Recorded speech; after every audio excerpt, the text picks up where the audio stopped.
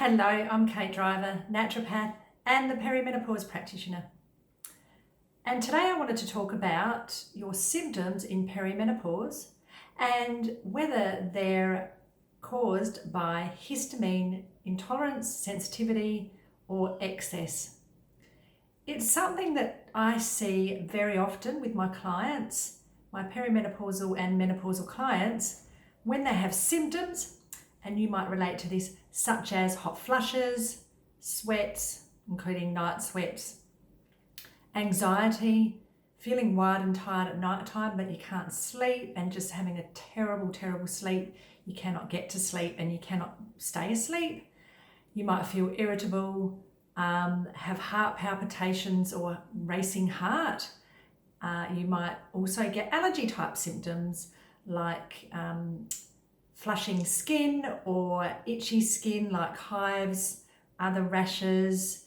There might be hay fever like symptoms that are respiratory, like snuffly nose and itchy eyes and sneezing. Sometimes people that have asthma can get worse asthma and other allergies that they already have at this time because of the fluctuating hormones. They actually make you more sensitive to histamine. So especially with the estrogen, it can be all over the place, but when there's estrogen dominance or a rise in estrogen or a surge, then this causes the mast cells to release histamine, and then you have more histamine circulating in your body. And when you have excess estrogen, then that histamine starts circulating. The histamine causes more estrogen to be formed in your body as well. And so it's a bit of a vicious cycle.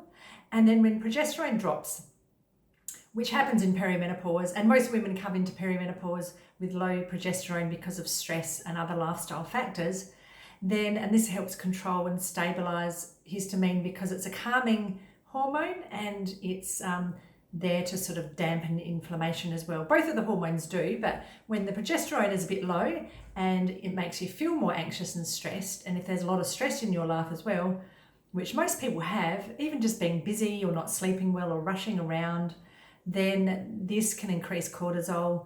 And as soon as you have far too much cortisol in the system too, this can also release more histamine into the system. Now, we do need histamine in normal amounts. It's involved in so many different processes in the body, but we don't want to have it in excess. And it's where I see it the most. It's so common. I sometimes cannot believe how many people I see that actually have these issues with histamine, but it can be resolved. So if you're having any of these symptoms that I mentioned, particularly like in after meals too, like hot flushes or feeling sweaty, sometimes that can be related to food, and some of the most common ones that people react to that are usually the fermented foods, like the fermented foods that everybody's eating now too, like kimchi and kefir and kombucha, yogurt, anything that's aged as well. So aged meats, processed meats, aged cheeses. And then you're looking at things like alcohol, particularly red wine and champagne, unfortunately. For some people that really rely on those sort of things to reduce stress, but this can be making it a lot worse. And there's some really healthy foods that are high in histamine as well, things like spinach and avocados and tomatoes. And then there's other histamine food, liberator foods, which actually just stimulate the cells to release histamine too, like bananas and chocolate or cacao. And so there's so many foods, and not everybody's going to react to all of them, but it might be that you just have far too many of these foods in your diet as well, which just adds to the situation. It just adds to the fact that the hormones are changing, you've got lots of stress, maybe you're not sleeping very well, you may not be producing as much melatonin for sleeping that you normally should, and that's very anti-inflammatory, and it actually helps control histamine as well. If you've got any gut issues and you've been told you've got leaky gut or any sort of other gut disorders, then this is probably very likely to be affecting histamine too, because we produce an enzyme, dianamine oxidase, in the gut, or DAO or DAO, that helps break down histamine. So if there's any digestive issues, then it's probably very likely that you're not breaking that histamine down as well, and it's partly a gut-related issue. But then we have to look at the liver being healthy because it produces another enzyme that helps break down histamine. So there's so many things that come to play here and that need to be addressed. But it's so common that it's not just, I mean, it's hormone driven, but it can be the histamine that's really driving a lot of these symptoms. Particularly, I see a lot with anxiety when it's quite extreme as well. Anxiety and hot flushes and sleep issues are probably the biggest ones that I see. But, you know, throughout any time of your life, that can be so many other issues as well. Like I said, hives and skin rashes and asthma and hay fever symptoms as well. But, I mean, you know, even things like headaches and migraines can be driven by histamine. Yes, so this is just such a common thing. I wanted to mention how important it is to know this. So some of the things that you can do is actually reduce stress for a big part of it. And it's sometimes, you know, you can't reduce all stress or avoid it, but help your body adapt to stress and look at calming techniques like meditation and deep breathing, making sure you're exercising, but not too much. Too intense exercise can actually increase histamine if it's too prolonged and too intense. So that's something to be aware of as well. But, you know, just general, looking after yourself generally, like getting enough sleep and exercising, getting lots of sunlight. The sunlight will help control it as well.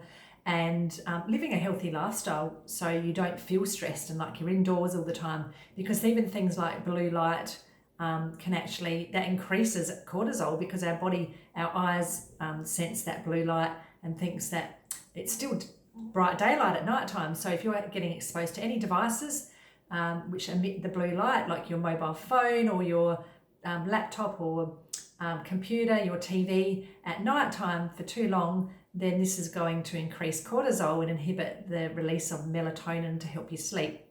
And this blue light, when in excess, can also release more histamine indirectly, but that is a contributing factor. So yes, we want to look at reducing stress, reducing blue light, even reducing like I said, stress, but reducing cortisol in other ways. So just meditating generally and looking after your gut health. Looking after your gut health might look like eating an anti-inflammatory diet, reducing the high histamine foods that I mentioned as well, which is anti-inflammatory anyway. And it may be looking at having probiotics or making sure you're digesting food properly to begin with, and avoiding the triggers that you know that actually upset your stomach or give you some symptoms. And particularly at night time, if you can't sleep, just getting these histamine foods low can make a difference. And particularly things like alcohol is something that so many women get improvements when they get rid of that in the evenings. Balancing blood sugar levels are really important too, because you're going to get more cortisol release and your body's going to feel stressed if you're not balancing your blood sugar levels over the day and eating regular meals and eating enough protein to stabilize the blood sugar levels. That's really important as well. And also, what was I going to say? To have, you could just add to your diet things like peppermint tea and herbs like basil and coriander. These actually help lower histamine as well. So you could actually have things like this throughout the day, and foods that are anti-inflammatory that aren't on the high histamine list. There's lots of healthy foods, like I said, on the high histamine list, but not everybody's going to react to all of them. So if you would like to know more, just perhaps comment below and I'll send you my histamine guide for the low histamine foods. If you'd like to jump on to my next webinar or masterclass, I will be sharing all of the drivers that drive your symptoms of perimenopause and menopause and what you can do to heal your body naturally and balance your hormones. So when you go through this stage, yes, your hormones are changing, but they're not fluctuating all over the place and causing these horrible, annoying symptoms. So if you'd like to join my masterclass, there's a link below, and I would love to help you more. So this is a masterclass where you will actually learn so many different tips and natural ways that you can start to look at ditching your symptoms and balancing your hormones naturally. I'm Kate Driver, naturopath and the perimenopause practitioner, and I will see you in my next video. If you haven't subscribed yet, I'd love you to subscribe. I'm trying to grow my channel, and then I'll be able to do more videos and it'll get out to many more women if you subscribe and like and even comment below. Thank you so much. I'm happy to be here helping you. If you have any suggestions of what you'd like to hear about me talk about, I have 25 plus years of experience as a naturopath, and I would love to know what you need to learn about to help your body heal and feel the best that you can.